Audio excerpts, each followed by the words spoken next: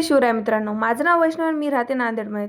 तर मी निघाले आहे कॉलेजला आणि कॉलेजला मग गेल्याच्यानंतर मी पोहोचले आमच्या खालच्या हॉलमध्ये आणि इथं काय चालू आहे तुम्ही बघू शकता. त्यानंतर तिथं काही कविता चालू झाल्या.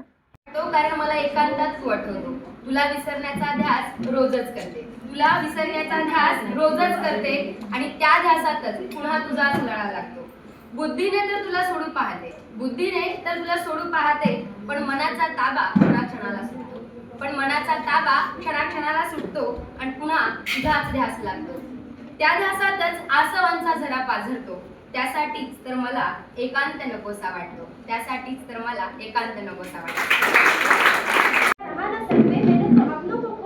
ये गम आकर भी मेरा क्या बिगाड़ेगा